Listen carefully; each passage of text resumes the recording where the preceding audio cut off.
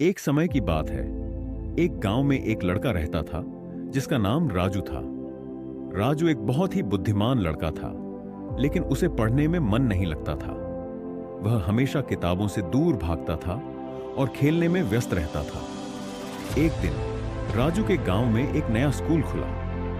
राजू के माता पिता ने उसे स्कूल में दाखिला कराने का फैसला किया। राजू स्कूल जाने के लिए उत्साहित नहीं था, लेकिन उसके माता पिता ने उसे समझाया कि शिक्षा बहुत महत्वपूर्ण है। राजू स्कूल गया, लेकिन उसे पढ़ाई में मन नहीं लग रहा था। वह हमेशा कक्षाओं में सोता रहता था और परीक्षा में फेल हो जाता था। राजू के शिक्षक उससे बहुत निराश थे। एक दिन राजू की कक्षा में एक नई छात्रा आई। उसका नाम था रानी। रानी एक बहुत ही मेहनती और बुद्धिमान लड़की थी।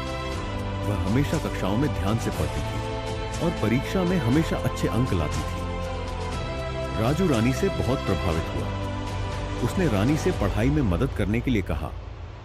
रानी ने राजू को पढ़ने के लिए कुछ महत्वपूर्ण सुझाव दिए। पढ़ने के लिए एक शांत जगह खोजें। पढ़ने के लिए एक आरामदायक स्थिति में बैठें या लेटें। पढ़ने से पहले आप जो पढ़ने जा रहे हैं उसके बारे में सोचें। पढ़ते समय महत्वपूर्ण बिंदुओं को नोट करें। पढ़ने के बाद आपने जो पढ़ा है उसके बारे में सोचें। राजू ने रानी के सुझावों का पालन किया। उसने एक शांत जगह खोजी और वहां बैठकर पढ़ने लगा। उसने महत्वपूर्ण बिंदुओं को नोट करना शुरू कर दिया और पढ़ने के बाद उसने जो पढ़ा था उसके बारे में सोचना शुरू कर दिया। कुछ ही दिनों में राजू की पढ़ाई में सुधार होने लगा। वह अब कक्षाओं में ध्यान से पढ़ता था और परीक्षा में अच्छे अंक लाने लगा। राजू के शिक्षक भी उससे बहुत खुश थे। राजू ने रानी को धन्यवाद दिया। उसने कहा कि रानी की मदद के बिना वह कभी भी पढ़ाई में सफल नहीं हो पाता।